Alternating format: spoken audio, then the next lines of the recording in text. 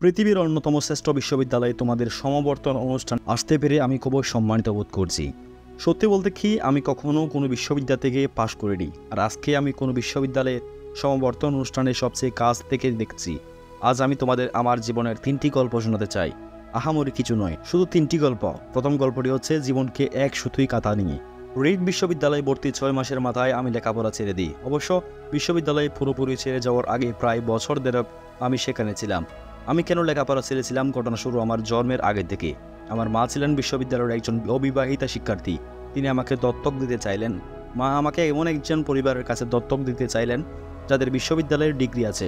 একজন আইনজীবী ও তার স্ত্রী আমাকে দত্তক নেওয়ার জন্য রাজি হলেন। কিন্তু জন্মের পর আমার বাবা মা মনে হলো তারা আসলে একটি মেয়ে সন্তান আশা করেছিলেন। গভীর রাতে তারা সে আইনজীবী পরিবারকে ফোন দিলেন, বললেন অপ্রত্যাশিতভাবে আমাদের একটি ছেলের সন্তান হয়েছে, আপনারা কি তাকে দত্তক নিতে চান? তারা বললে অবশ্যই। আমার মা পরে জানতে পারলেন আইনজীবী পরিবারের কেউ বিশ্ববিদ্যালয় থেকে পাশ করেনি। আমার দত্তক বাবা মা এমনকি হাই স্কুলের পাশও করেনি। এসব জেনে আমার মা দত্তক চুক্তিপত্র স্বাক্ষর করতে রাজি হননি। কয়েক বছর পর আমার দত্তক বাবা মা কথা দিলেন তারা অবশ্যই আমাকে বিশ্ববিদ্যালয়ে পড়াবেন, এবং সেই কথা শুনে আমার মা বাবাকে দত্তক দিতে রাজি হলেন। এভাবেই আমার জীবনের শুরু হলো 17 বছর পার। আমি সত্যিই বিশ্ববিদ্যালয়ে গিয়েছিলাম, কিন্তু আমি বুকার মতো স্ট্যানফোর্ডের মতো ব্যয়বহুল একটি বিশ্ববিদ্যালয় বেছে নিয়েছিলাম। আমার নিম্ন মধ্যবিত্ত বাবা মায়ের সব জমানো টাকা আমার লেখাপড়ার পেছনে খরচ হয়ে যাচ্ছে। 6 মাস এভাবে যাওয়ার পর আমি আর কোনো মানে খুঁজে পাচ্ছিলাম না। আমার ভবিষ্যৎ জীবন তৈরিতে সে বিশ্ববিদ্যালয়ের কতটা ভূমিকা রাখবে সেটা আমি বুঝতে পারছিলাম না। অথচ আমি আমার মা বাবার সারা জীবনে জমানো টাকা লেখাপড়ার পিছনে ঢেলে দিচ্ছিলাম। তাই আমি বিশ্ববিদ্যালয় ছেড়ে দেওয়ার সিদ্ধান্ত নিলাম এবং বিশ্বাস রেখেছিলাম যেন এরপর সব কিছু ঠিকঠাক চলে। সেই সময়ের প্রেক্ষিতে সিদ্ধান্তটা ভয়াবহ মনে হলেও এখন বুঝতে পারছি সেটা ছিল আমার জীবনের অন্যতম সেরা সিদ্ধান্ত। লেখাপড়া বন্ধ করে দেওয়ার পর আমি সহজেই বিরক্তিকর সব ক্লাস থেকে মুক্তি পেলাম এবং তারপর আমার পছন্দের ক্লাসগুলোতে ভর্তি হতে শুরু করলাম। তখনকার সব ঘটনায় খুব রোমান্টিক ছিল না। আমার জীবনে কোনো থাকার জায়গা ছিল না, তাই আমি আমার বন্ধুদের রুমের মেঝেতে ঘুমাতাম। ব্যবহৃত কুকের বোতল ফেরত দিয়ে আমি 5 সেন্ট করে পেতাম এবং তা দিয়ে খাবার কিনে খেতাম। সপ্তাহে অন্তত একবার করে ভালো খেতে প্রতি রবিবার রাতে 7 মাইল হেঁটে শহরের অপর প্রান্তে হরে কৃষ্ণ মন্দিরে যেতাম। আমার জীবন ভালো লাগতো। আমার কৌতূহল আর ইন্টারভিউশনের কারণে আমি বেপরোয়া যায় কিছু করেছি। পরবর্তীতে তার বেশিরভাগই আমার কাছে মূল্যবান হিসেবে পরিমাণ হয়েছে। তোমাদের একটা উদাহরণ দিই। রিড কলেজে সেই সময় সম্ভবত দেশের সেরা ক্যালিগ্রাফি কোর্স হতো। ক্যাম্পাসে সেই পোস্টার আর লেবেল আঁকা হতো হাতে করা ক্যালিগ্রাফি দিয়ে। যেহেতু আমি আর বিশ্ববিদ্যালয়ে ছাত্র ছিলাম না, তাই সহজেই ক্যালিগ্রাফি শেখার নতুন একটা কোর্সে ভর্তি হয়ে গেলাম। আমি সেরিফ ও সেন্স সেরিফ টাইপকে শিখতে লাগলাম। বিভিন্ন ফন্টের স্পেস কমানো বাড়ানো সহ চমৎকার টাইপোগ্রাফি তৈরির কৌশল শিখলাম। ব্যাপারটা ছিল দারুণ ঐতিহাসিক, বিজ্ঞানের বাইরে একটা আর্ট যা আমাকে ভীষণ আকৃষ্ট করেছিল। এই ক্যালিগ্রাফি জিনিসটা যে আমার জীবনে কাজে আসবে সেটা আমি কখনো ভাবতে পারিনি। কিন্তু 10 বছর পর আমরা যখন প্রথম মেকিং কম্পিউটার ডিজাইন করি, তখন সেই জ্ঞানের পুরোটাই আমার কাজে লাগেছিল। ম্যাক কম্পিউটারে আমরা সেই ডিজাইনটাই ব্যবহার করি। এটি ছিল সুন্দর টাইপোগ্রাফি সমৃদ্ধ একটা কম্পিউটার। আমি যদি সেই ক্যালিগ্রাফি কোর্সে ভর্তি না হতাম, তবে ম্যাক কম্পিউটারের নানা টাইপের ফেস আর আনুপাতিক দূরত্বের ফন্ট থাকতো না। আর যেহেতু উইন্ডোজ মেকের কাজই নকল হয়েছে, তাই বলা হতো কোনো পার্সোনাল কম্পিউটার থেকে এই ধরনের ফন্ট থাকতো না। বিশ্ববিদ্যালয় না ছাড়লে আমি কখনোই ক্যালিগ্রাফি কোর্সে ভর্তি হতে পারতাম না, আর কোনো কম্পিউটারে হয়তো এখনও এত সুন্দর ফন্ট থাকতো না। অবশ্য বিশ্ববিদ্যালয় থাকাকালীন সময়ে সেসব বিচ্ছিন্ন ঘটনাগুলোর এমন যোগসূত্র তৈরি করা সম্ভব ছিল না। কিন্তু 10 বছর পরে পেছনে ফিরে তাকালে তার সব কিছুই পরিষ্কার বুঝতে পারি। তুমি কখনোই ভবিষ্যতের দিকে তাকিয়ে অতীতের বিচ্ছিন্ন ঘটনাগুলোকে এক সুতোই কাটতে পারবে না। এটা শুধুমাত্র পেছনে তাকিয়ে সম্ভব। তাই তোমাকে বিশ্বাস করতে হবে যে বিচ্ছিন্ন সব ঘটনা ভবিষ্যতের একটা ভালো ফল তৈরি করবে, আর তোমাকে একটা কিছুর উপর বিশ্বাস রাখতে হবে। তোমাকে নিছক ধারণা, ভাগ্যর জীবন কর্ম কিছু একটা যদি তুমি করতে পারো, বিশ্বাস করো যে জীবনের বিচ্ছিন্ন সব ঘটনা একদিন ভালো ফল হবে। তবে তুমি মনের কথা মতো চলতে পারবে, আর এটাকে তুমি সফল হতে পারবে। আমার দ্বিতীয় গল্পটি ভালোবাসা আর হারানোর গল্প। আমি ভাগ্যবান ছিলাম, কারণ জীবনের প্রথম দিকে আমি আমার ভালোবাসার কাজ খুঁজে পেয়েছিলাম। 20 বছর বয়সে আমি আর রোজ মিলিয়ে আমাদের পারিবারিক গ্যারেজ এফএল কোম্পানি শুরু করেছিলাম। আমার কঠোর পরিশ্রম করেছিলাম 10 বছরের মাথায়। গ্যারেজের 2 জনের কোম্পানি থেকে এফএল 4000 কর্মী $2 বিলিয়ন কোম্পানিতে পরিণত হয়। আমার বয়স যখন 30, তার কিছুদিন আগে আমরা আমাদের সেরা কম্পিউটার মেকিং স্টোর বাজারে ছাড়ি, আর ঠিক তখনই আমার চাকরিটা চলে যায়। কিন্তু কিভাবে একজন তার নিজের হাতে গড়া কোম্পানি থেকে চাকরি হারাতে পারে? অ্যাপল যখন বেড়ে উঠেছিল তখন আমরা বেশ মেধাবী একজনকে নিয়োগ দিয়েছিলাম। ভাবলাম সে আমাদের সাথে ভালোভাবে কোম্পানিটা এগিয়ে নেবে। প্রথম বছর সব কিছুই ভালোভাবে গেল, কিন্তু ধীরে ধীরে ভবিষ্যৎ পরিকল্পনা নিয়ে তার সাথে আমার চিন্তা ভাবনা অমিল হতে লাগলো। আমাদের প্রতিষ্ঠানের পরিচালনা বিভাগও তার পক্ষ নিল। অতএব 30 বছর বয়সে আমি আমার কোম্পানি থেকে আউট হয়ে গেলাম, বেশ প্রকাশ্যে আউট হয়ে গেল। আর আমার তারুণ্যের সব স্বপ্ন এক নিমিষে হাতছাড়া হয়ে গেল। আমি একদম ভেঙে পড়েছিলাম। পরের কয়েক মাস বুঝতে পারছিলাম না যে আমি কি করব। আমার মনে হচ্ছিল আমি আগের প্রজন্মের উদ্যোক্তার মনোবল ভেঙে দিয়েছি। আমার হাতে যে দায়িত্ব দেওয়া হয়েছিল তা আমি পালন করতে পারিনি। আমি ডেভিড ফেকার্ড এবং বন ওয়েস এর সাথে দেখা করে আন্তরিকভাবে ক্ষমা চাইলাম। আমার ব্যর্থতার গল্প চারদিকে ছড়িয়ে পড়ল। আমি বেইলি ছেড়ে পালিয়ে যাওয়ার কথা ভাবছিলাম, কিন্তু ধীরে ধীরে আমি একটা বিষয় অনুভব করতে লাগলাম। সব কিছুর পরেও আমি আমার আগের সব কাজ ভালোবাসতাম। অ্যাপলের ঘটনাগুলি সেই সত্যকে একটু বদলাতে পারেনি। আমাকে প্রত্যাখ্যান করা হয়েছে, কিন্তু তারপরেও কাজের প্রতি আমার ভালোবাসা কমেনি। তাই আমি আবার নতুন করে শুরু করলাম।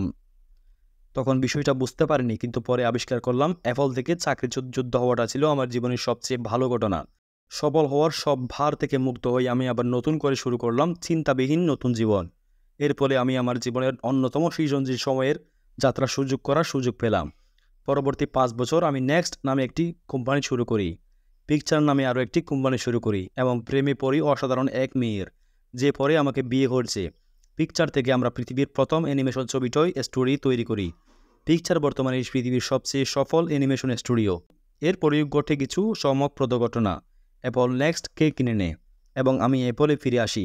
নেক্সটে আমরা যে প্রযুক্তি তৈরি সেটা অ্যাপলের ব্যবসা সাফল্যের একেবারে কেন্দ্রবিন্দুতে। অন্যদিকে লয়ের আর আমি মিলে গড়ে তুলি একটা সুখী পরিবার। আমি নিশ্চিত এগুলো কিছুই আমার জীবনের ঘটতো না যদি আমাকে অ্যাপল থেকে বের করে দেওয়ার হতো। এটা ছিল আমার জন্য খুব থেতস্বাদের একটা ওষুধ, কিন্তু আমার মনে হয় রুগীর সেটা দরকারও ছিল। কখনো কখনো জীবনে ইট দিয়ে তোমার মাথা আঘাত করবে, তখন বিশ্বাস হারিও না। আমি নিশ্চিত আমি সামনে এগিয়ে যেতে পেরেছি, কারণ আমি যা করছি ভালোবেসে করেছি। তোমাকে অবশ্যই তোমার ভালোবাসার কাজটি খুঁজে পেতে হবে, ঠিক যেমন তুমি আমার ভালোবাসা মানুষকে খুঁজে বেড়াও। তোমার কাজ দিয়ে তুমি তখনই খুশি হবে যখন তুমি তোমার পছন্দের কাজ করবে। তোমার জীবনের বড় একটা অংশ জুড়ে থাকবে তোমার কাজ। তুমি তখনই তোমার পছন্দের কাজ করতে পারবে যখন তুমি তোমার কাজকে ভালোবাসবে।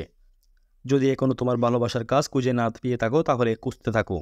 থেমে যেও না। ভালোবাসার কাজটি খুঁজে পেলে তোমার মন থেকে ঠিকই তা জানিয়ে দেবে। এটা যে কোনো সম্পর্কের মতোই, যত সময় যাবে ভালোবাসার কাজটি তোমার ততই ভালো লাগবে। অতএব ভালোবাসার কাজটি খুঁজতে থাকো, থেমে যেও না। আমার শেষ গল্পটি মৃত্যু নিয়ে। আমার 17 বছর বয়সে আমি একটা লেখা পড়েছিলাম, যদি তুমি প্রতিটা দিন এভাবে শুরু করো যে আজই তোমার জীবনের শেষ দিন, তাহলে একদিন নিশ্চিতভাবে তোমার সেই ভাবনা সত্য হবে। সেই কথাটা আমার মনে গভীর প্রভাব ফেলেছে। সেই থেকেই গত 33 বছরে আমি প্রতিদিন সকালে আয়নার সামনে দাঁড়িয়ে নিজেকে জিজ্ঞেস করি, আজ যদি আমার জীবনের শেষ দিন হতো তাহলে আমি কি তাই করতাম যা আমি আজ করতে যাচ্ছি। পরপর কিছুদিন যদি সে প্রশ্নের উত্তর না হতো, তবে আমি বুঝে নিতাম আমার পরিকল্পনায় পরিবর্তন আনতে হবে। আমি শীঘ্রই মরে যাব। এই ভাবনাটি জীবনে আমাকে বড় বড় সিদ্ধান্ত নিতে সবচেয়ে বেশি সাহায্য করেছে। কারণ সবকিছু, সকল আশা প্রত্যাশা, গর্ব, ব্যর্থতায় ভয় বা লজ্জা সবকিছু মৃত্যুর মুখে স্নান হয়ে যায়। টিকে থাকা শুধু একমাত্র সত্যিকারের গুরুত্বপূর্ণ। আমি জানি কোনো কিছু হারানোর ভয় মন থেকে দূরে করার সবচেয়ে ভালো উপায় হচ্ছে একটা মনে করা যে তুমি একদিন মরে যাবে। তুমি আসলে সব কিছু হারিতে বসেছ, আর তাই তোমার মন যা চায় তা করার কোনো কারণই থাকতে পারে না। কারণ বছর কারণের আগে আমার ক্যান্সার ধরা পড়ে। একদিন সকাল 7:30টায় আমার একটা স্ক্যান হয়, তাতে স্পষ্টভাবে আমি পেনিক্রিয়াসে একটা টিউমার দেখা যায়। আমি তখনই জানতাম না পেনিক্রিয়াস জিনিসটাই বা কি। ডাক্তাররা আমাকে বলে দিলেন যে এমন একটা ক্যান্সার যার কোনো চিকিৎসা নেই এবং আমি আর কোনো বড় জোর 3 থেকে 6 মাস বাঁচব। তারা আমাকে বাসায় ফিরে গিয়ে সব কিছু গুছিয়ে ফেলতে বললেন। সোজা কথায় ডাক্তার আমাকে মৃত্যুর জন্য প্রস্তুত হতে বললেন। এর মানে হচ্ছে তুমি তোমার সন্তানদের আগামী 10 বছরে যা যা বলবে ঠিক করছো তা আগামী কয়েক মাসের মধ্যে বলে ফেলতে হবে। এর মানে হচ্ছে সবকিছু গোছগাছ করে রাখো, যাতে তোমার পরিবারের জন্য ব্যাপারটি সহজভাবে কম বেদনাদায়ক হয়। এর মানে হচ্ছে সবার থেকে বিদায় নিয়ে নেওয়া।